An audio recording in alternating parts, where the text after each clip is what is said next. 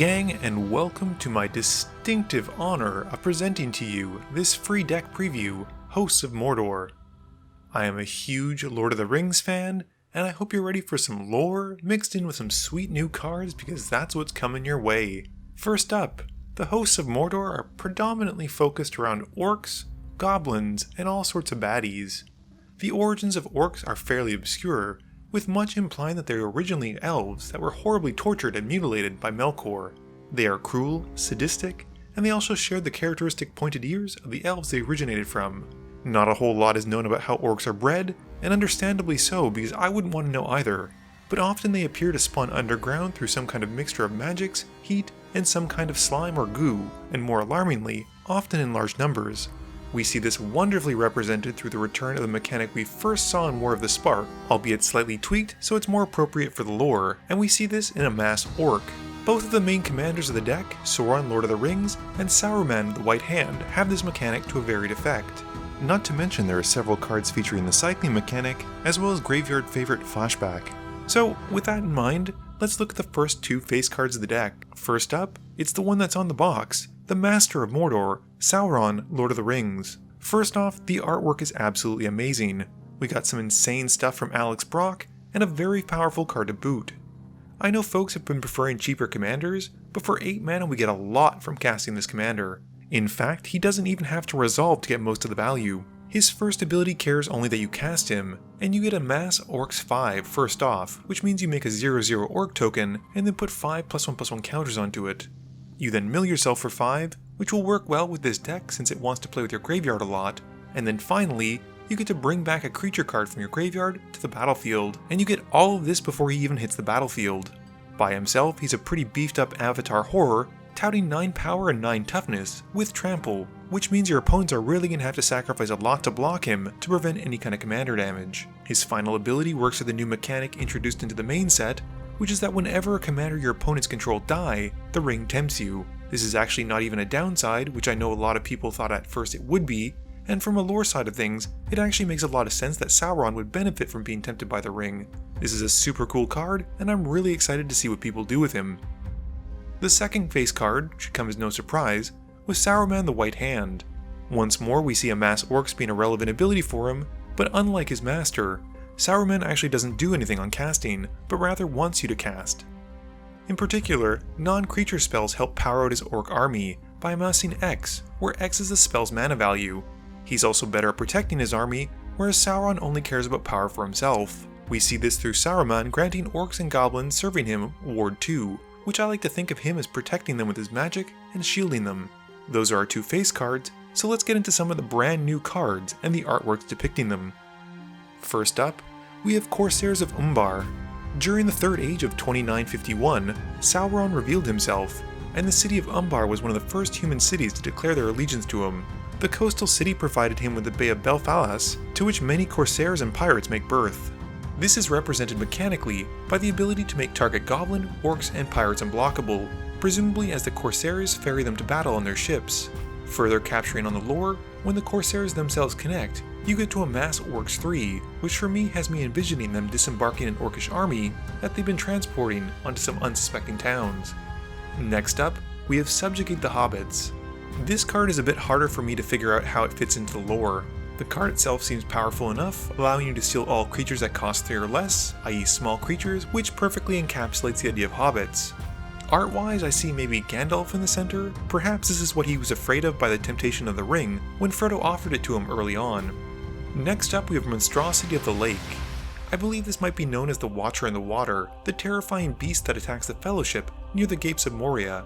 I love the artwork on this card as we see the monster's perspective, when in the film we only see the lake and then bursting forth tentacles once the water is disturbed. I think mechanically we've got a wonderful tribute to the scene, with seemingly endless amount of tentacles emerging, and this is represented by the ability of the monstrosity to stun all opponent's creatures, provided you pay 5 colorless. You've also got the cycling mechanic, which is one of the secondary ones throughout the course of the deck. Next up we have Shalab, Dreadweaver, and Arachnophobes Beware. The great spider offspring of Ungoliant is alive and well, at least in the card game. She made her home in the Mountains of Shadow, Efelduath, capturing unsuspecting foes. We see this mechanically as her exiling dead creatures, but what's fun is what you can do with those exiled cards. You can either quote-unquote kill it by putting it into your opponent's graveyard, and she grows as she feeds on it. Or, if that's not something you're interested in, you can always essentially reanimate them with her second ability. Next up we have a Cavern Horde Dragon. While it isn't Smaug, we do at least get another cool dragon to try out in our commander deck. You could in theory power this out for as little as 2 red mana. It's got the typical dragon abilities of Flight, Haste, and notably Trample. Trample will be important once you see the second ability on this creature. When it connects, much like Old Gnawbone, you get to make some treasures, but with a caveat. It's a bit more toned down since the treasures aren't made based on damage, but rather how many artifacts that player controls. All in all, I think this is a great design, and the artwork is just absolutely gorgeous, with the dragon taking flight from its golden horde. We have an Orcish Siege Master, and here we see the first lord for orcs and goblins in the deck, and a pretty powerful one at that.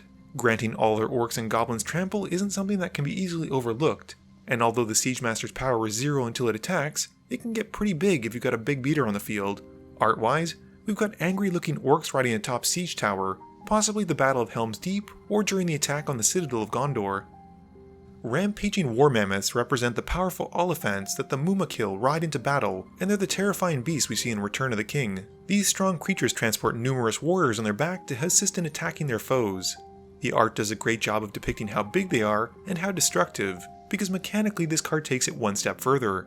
As mentioned, cycling is a big part of this deck, and with the ability on the cycling, you get to pay X in addition to the cost, and this will allow us to destroy X target artifacts while also drawing a card from discarding this one. Not a bad trade-off if you ask me. Next up is the Balrog of Moria. I'm sure most of you know who this is without me having to explain it, but this is the massive demon the Fellowship encounter near the end of the Fellowship of the Rings. The famous "You shall not pass" scene is because of it, and just like in the film, when the Balrog gets taken out, your opponents are going to likely lose their most powerful creature, much like Gandalf was lost after the fight with it. Additionally, you can cycle him for 2 treasures, which is neat, but I'm a bit lost as to why it has this ability. I know there's a reanimate theme to this deck, I'm just at a bit of a loss for it. Next up is Grima Saruman's Footman. Also known as Wormtongue, his sneakiness and deceptiveness is beautifully represented both in the card art and his mechanics. He is impossible to block, and when he connects, he whispers false placations into our opponents, convincing them to allow us to cast the first instant or sorcery we come across as we exile off of their library for free. Art-wise, I love that we see him cradling the Palantir, or the Seeing Stone, that he would eventually throw at the Fellowship and would eventually beguile Pippin. In the Darkness Binds Them is one of the penultimate lines of the entire series, and it's wonderfully represented through this beautifully illustrated saga. Depicted are the 19 rings resting around elven scripture, with the one ring elevated in the center. Thematically, we see the result of this, with early chapters making Wraith tokens, as we see what happens when the Rings of Men make their wearers into the dreaded Nazguls, also known as Ring Wraiths.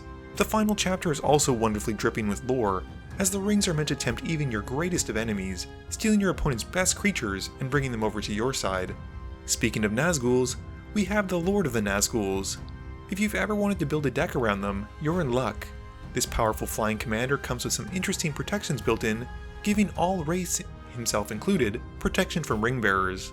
Now, I'm not too sure how prevalent ring bearing will be, but it's cool nonetheless. The best part of this card is the second ability, however, and I'm not just talking about making 3/3 wraiths whenever you cast instants or sorceries. Sure, that's awesome, but what I love is when you finally have 9 or more wraiths, they all become 9/9s. I just love the idea of them all coming together and becoming more powerful, and that's just a lot of fun. Next up we have Lidless Gaze. The Eye of Sauron was always searching for the One Ring throughout the course of the Lord of the Rings. It looked through lands far and wide, searching anywhere it could. We see this burning hunger to find the ring represented by stealing cards from the top of our opponent's libraries, hoping to find it. We can play them until the next turn, and spend mana of any color to cast them, which is a nice touch. Since the search is never ending, you can flash it back later on to continue. Moria Scavenger is a pretty straightforward card, just showing an orc picking through the spoils of a conquered city or town. It's got haste smacked onto it, which is nice for the looting effect, if you can call it that. This is kind of like looting plus, because if you pitch a creature card, you actually get to amass Orcs 1. This kind of feeds into the whole unknown element of how orcs are breeding, with one possibility of them being made from tortured and maimed captives, i.e. the creature card you discard. Next up we have a really powerful spell with Summons of Saruman. Now this is a splashy X card. Not only do you get to amass Orcs X, you get to mill yourself for that many cards as well, and then depending on what you hit, you can potentially cast an instant or a sorcery card if its cost is X or less for free. It's even got flashback to do it all again, and you pay the X by exiling cards, which you've already filled up your graveyard with the first time from casting it anyway. Speaking of flashy spells, next up is Too Greedily, Too Deep. This is another expensive but powerful spell, and we've got a great reanimate sorcery spell here, which can be used to bring back the earlier mentioned Balrog. What's even better is that the creature gets to deal damage equal to its power to each other creature as it enters, potentially clearing the way for it to connect, assuming what you bring back has haste. Wake the Dragon is what I'm going to assume is a depiction of Smaug, likely meant to represent the last great dragon of Middle-earth when the dwarven party of Thorin went looking for his family's long-lost treasure. He's awakened when Bilbo attempts to steal from him, and births forth searching for his treasure. We see this as he has haste and flying, and he's able to steal back an artifact when he connects. The flashback aspect of this card is the only part I'm not 100% sure on, since, spoiler alert, Smaug dies, but otherwise I love the fire and flames on the art, and it really screams dragon to me. The Relic of Sauron is actually the Helmet of Sauron, and this great mana rock is very reminiscent of Hedron Archive to me, a card I absolutely love. What makes this stand out is that it taps for 2 colors of your choice between blue, black, and red, and it can also help feed into your graveyard plan by giving you an outlet that not only lets you draw 2 cards, but also discard 1. The Black Gate is a card I absolutely love, and I love that we're getting more iconic locations as lands. We've already seen Mount Doom, so seeing the Black Gate be a choice is amazing. It's flexible in that it comes in tapped normally, but with the option to lose life so it won't, and the ability on it is pretty nice. Not the traditional type of unblockable, since this requires you to pick someone who has the highest life total, it's still cheaper to activate than Rogue's Passage. Moving on, these are now mostly reprints, and so rather than discuss them too much, I'll mostly look at the art, and maybe give some thoughts onto why I think they're in the deck. Arcane Denial, you know what this card does, but the art is beautiful. You see Sauron at the height of his power, easily deflecting the enemies and magic. You also get to see the Relic of Sauron, his helmet, in all of its fiery glory. Boon of the Wishgiver comes back as well, and this speaks to the way Sauron tempted the creatures of Middle-earth with his rings, shown in the art by him giving out the Rings of Power. It's also just a good draw spell, and it has cycling, which we know is what one of the mechanics the deck wants to do. Consider just another way to fill your yard, and the card art is pretty sweet with Saruman presumably recognizing or at least acknowledging his allegiance to the now active Eye of Sauron in the distance. Deep Analysis is kind of a fun nod to the underwater monstrosity of the lake. Once more we get its perspective of the Fellowship at the mystical door of Moria. Again, a good card draw spell and one you don't mind discarding or milling to help cast for its flashback cost. Fact or fiction? Okay, this one blew my mind. This is the kind of stuff I love to see, taking a pre-existing card and applying it into the lore of the universes beyond. We've got a picture of Wormtongue clearly working his way or his schemes on an unsuspecting person, and you have to wonder if what he's saying is true. And again, this is a good draw spell that also helps fill up your graveyard. Forbidden Alchemy. I was obsessed with this card in Innistrad Standard, and I love seeing it come back. Art-wise, we once more see Saruman working some dark magics to help his work with Sauron, and beyond the art, it's just good card selection that helps you bin some other cards, and even has flashback to help you mill later on. Decree of Pain is one of my absolute favorite black board wipes, and with beautiful new art. We see the Nazguls demolishing the armies of men and elves as they attack, and I couldn't really ask for more. Feed the Swarm is probably still one of the best pieces of black removal from Commander since its introduction in Zendikar Rising. The art is great and beautiful and thematic, with a horde of goblins and orcs tearing apart a soldier, either for meat or for weapons. Languish is another sweet board wipe, and I believe this is meant to represent Éowyn after she succumbs to her wounds against the Black Breath after fighting the Witch King. This is a solid board wipe since so many of our creatures in the deck where the amassed tokens will likely be huge, so a -4/-4 might reduce their power for a turn, but will likely clear the way for us to attack into open boards. Living Death is just a great card. I love this card. I know it's meant more for graveyard-based decks, but I've seen it do cool stuff just as a board wipe. Art-wise, I'm getting serious Nazgul vibes from this, as they're like undead wraiths searching for Frodo, so they're kinda living and dead at the same time. Merciless Executioner. It's neat that they didn't even need to change much for this card other than the art. It makes sense that something like this would be in an Orcish army, and honestly, even the original art felt like it might be a good fit for Middle-earth. Not that this art doesn't do it well either.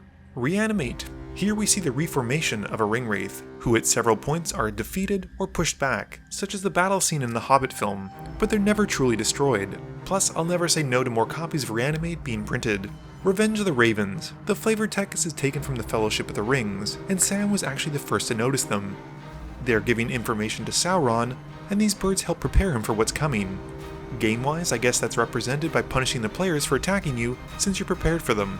Anger. This is just a great card to discard with the Scavengers. It gives the rest of your board haste as long as you have a mountain, and it's just awesome. Blasphemous Act. I love the art for this card, and we know from the books and films that Treebeard is not happy with his fellow treefolk being cut down by the orcs on their borders, and we get to see this through the wonderful illustration. Faithless Looting is just a good draw and discard card for a deck that cares about their graveyard, and we see the conniving Wormtongue stealing a sword from Theoden. Flame Rush Rider. I don't have much to say about this, other than it's a fun card, and there's a really nice new illustration for it. Goblin Crater Maker. This card makes sense to me, but I'm also a bit surprised with how small he's depicted. In the film, I'm pretty sure it was an Uruk-hai who torpedoed himself into the Wall of Helm's Deep, but I'll never say no to a smiling goblin with a bomb. Goblin Dark Dwellers. I think this card makes sense as an inclusion, since so many of the goblins and orcs lived underground. Plus, we know that one of the many obstacles for these creatures is their weakness to light. Gutter Snipe. The art seems to be depicting a goblin alchemist working on something.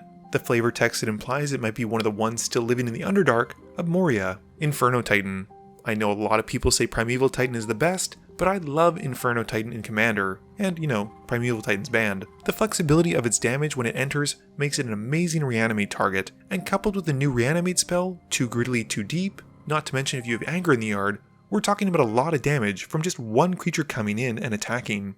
Null Spine Dragon. The flavor text on this is pretty fun, and gives reason as to why we're seeing more than just Smaug in the Middle-earth realm, despite dragons largely being considered extinct after his death. It's actually implied in some of Tolkien's letters that some of the lesser types of dragons survived even after the War of the Rings. Null Spine Dragon is a great choice of a reprint that's been creeping up in price over the years. I'm thrilled to see it back. Scourge of the Throne. Another fun reprint, and one that makes a degree of sense after the earlier mentioned fact that some of the dragons might still exist in the realm of Middle-earth. Shiny Impetus. This is awesome. Golem running away from a goblin is a great way to depict goaded creatures as a mechanic. The goblin obviously wants the treasure, i.e. the ring, so this is a home runs in terms of art, and pairing the lore to a pre-existing card for me. Siege Gang Commander, another card that seems like a perfect fit for this deck, and it's got beautiful new art, which is always great to see. Thrill of Possibility, more of the theme of discarding something you have for potentially drawing something better. This is just another great draw spell that can fuel your graveyard for later. Great reprint, fun art, not much more to say. Treasure Nabber. The flavor text for this guy is out of this world. 11 on 10, no notes. The art is also gorgeous, and I would love for this reprint to see some actual play, since I feel like it's a card that is often overlooked, and I've actually never seen it since it was first printed. Extract from Darkness. I love the art of the Kings of Man being transformed into a ring wraith. Otherwise, this is just another great inclusion for a graveyard deck that also wants to reanimate. Hostage Taker definitely fits the theme of Corsairs of Umbar being pirates and raiders. They're stealing artifacts or people and potentially using them for their own benefits, and that seems exactly like the kind of thing that they'd be down for. Notion Thief. The art on this one makes me think of the first tavern the hobbits make to when they're trying to meet Strider. There's all sorts of folks listening in on their conversation, so it wouldn't surprise me to find a person like this looking to steal information, or in this case, cards, for their own advantage. Arcane Signet. Just a great mana rock, fun art, what more can I say? Basalt Monolith looks like some kind of unearthly demonic pillar, presumably something the Orc Horde has left behind in their conquering to help bolster their dark power, which is represented through you as a player gaining more mana. Next up we've got a bunch of reprinted lands, and we have Choked Estuary first. I can definitely see why this is considered choked, as it's littered with corpses and armaments of fallen foes. Desolate Lighthouse. The art kinda reminds me of the Tower of Osterith seen in the Rings of Power series. I like it, and it also makes sense lore-wise, as it can see through Shroud and Hexproof, just as the Eye of Sauron can find Frodo when wearing his ring. Dragonskull Summit is just a super cool looking fortress, presumably built near or on the Mountains of Shadow. Next up is a gorgeous Drowned Catacombs, and then a Foreboding Ruins, which looks like the landscape in Mordor. We have a very pretty Frostboil Snarl, and then a very dark and murky Smoldering Marsh. Sulphur Falls is actually the most scenic looking lands that's been reprinted, but bear in mind, looks can be deceptive. We then also have Underground River and Sulphurous Springs, the wonderful Pain lands, before finally some beautiful new art on the Sunken Hollow. And those are the brand new cards that were sent to me by Wizards of the Coast. I'd be curious to hear what you're considering building in the deck, whether it's Saruman the White Hand or Sauron the Lord of the Rings. Also, did any cards stand out to you as ones you want to pick up for singles for other decks? If so, let me know what card and what deck you want to put it in. There were a few that weren't sent to me, mostly because they hadn't been revealed yet, but you'll be able to see more about them in the full deck list, which should be out at the same time as this video. As always, big thanks to Wizards of the Coast for sending me this deck, and I hope you enjoyed it. And also a huge thank you to my friend Kevin LaBranche for writing all the beautiful music that you heard throughout this video.